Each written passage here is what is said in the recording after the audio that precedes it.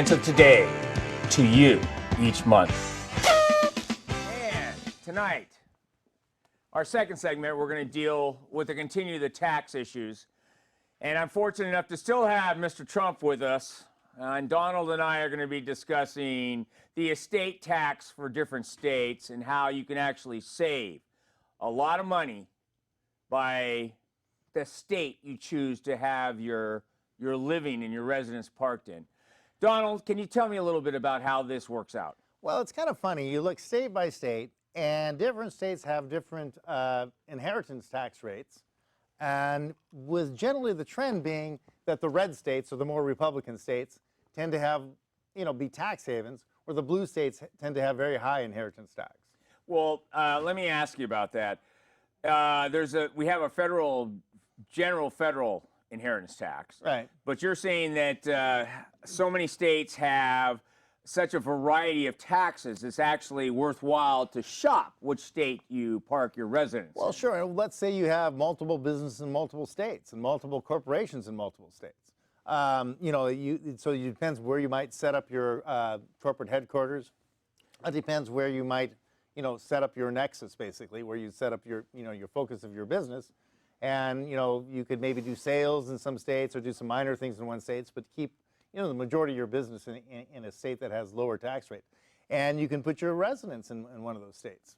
Okay, so I understand that Delaware is one of the choice states to establish the nexus for corporations. In fact, Delaware seems to be the main location for many of the top companies, including Apple, right. United. The corporate law in Delaware is very straightforward. It's very predictable. Other states, it's very unpredictable what's going to happen in a corporate lawsuit. I also understand that you can, that companies set up corporations in Delaware because you can actually park money there without it being taxed. Right. There are some advantages there, but there's different places you can put money that have different tax relief.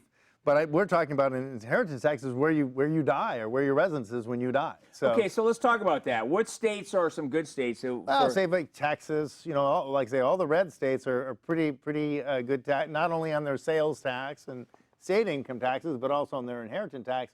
So almost across the board, they seem to match that they have lower tax rates. So has there been any proof that people are changing states based on inheritance tax? Well, the thing about it is the people who are worried about inheritance tax, in a lot of cases are people who have a net worth over $10 million.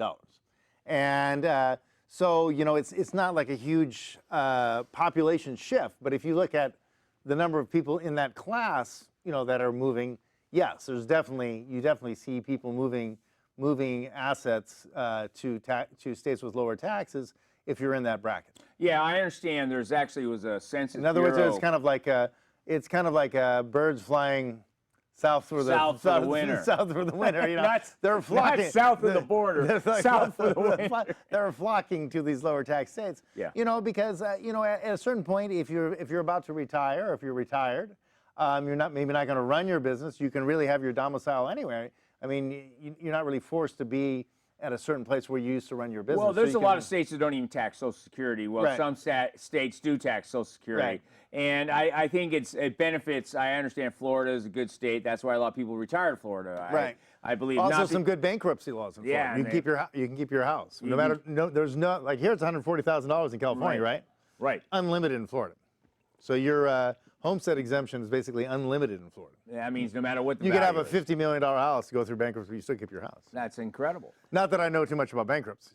But. Yeah, I understand that. I don't want to cover that subject right now. We'll get there. I think I know. I don't want to cover that subject. I think we've already been there. We've been there. Okay. Yeah, but let's go back now. So I was about to say a moment ago that I do know there's studies done about people changing states, and it's like somewhat anecdotal, but in reality, they're showing a mass exodus from a lot of the states that have high inheritance tax right. to states with no or very little inheritance tax. So that's already been proven in actually statistical numbers. So that's already there.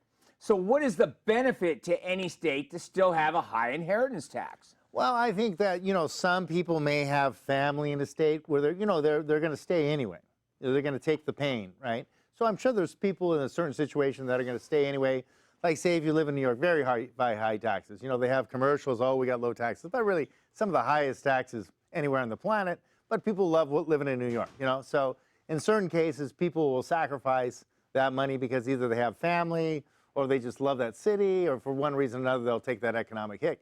But as a general trend, you know, that aside, those exceptions aside, most of the money is leaving the blue states and being invested in the other states. Yeah, well, the whole. And I'm not only talking about. Where do you keep your money, Donald? Okay, I keep my money in my semi-trailers, and Melania's in charge of that. My accountant's in charge of that. So. Yeah, Melania. I don't think she'll be in charge of that much more. No, she's fine. No, but anyway, she'll be fine. Yeah, I understand. She's a trooper. She's tough as she's tough. She's tough as nails. Tough as nails. Yeah. Yeah, that's what I understood. She's gonna be fine. But anyway, let's go back to this. So, states like California got to be some of the highest inheritance tax states. And you die in California, you might as well just be saying, "Come and take it." Yeah, it's true. And also, you know, with capital gains have gone up, you know, and then you basically got what you call double or triple taxation. So by the time you pay your inheritance tax, you might pay 105% of what you made. Well, it's a good thing.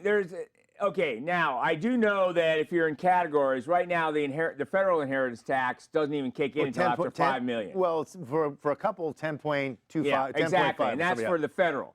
But the state is the one you really have to look out for. And now you're talking about the capital gains tax. Yeah. So you're talking about capital gains on the assets that you may inherit. Well, let's just say, for example, let's say your parents bought a house years ago for $100,000, and they sell it for $1 million. You get $900,000 in capital gains. And let's say that's taxed at a 45%, you know, inheritance tax. Okay, so you've got, you know, $450,000. Okay, and then you got to pay a 25% to capital gains on that. You can see that you're down to you're down to 350 now. So quickly gets whittled down. You know, so I mean, there's taxes on both sides. When the people inherit, they still have to pay capital gains on the amount that increased. Someone's got to pay that capital gains. It doesn't disappear just because someone dies. Well, I wish it would disappear. That would be nice. Yeah. Well, actually, it's getting bigger. It used to be 15%. Now it's 23.5%. Yes, I do understand. Because Obamacare or Obama, I don't care, whatever it is. Obama doesn't care about that 7.5%. But they may change the rest of the law, but they'll keep the tax. Well, you know that we've talked about the thing this is that even if before, they revoke Obamacare, they're going to keep the tax raise.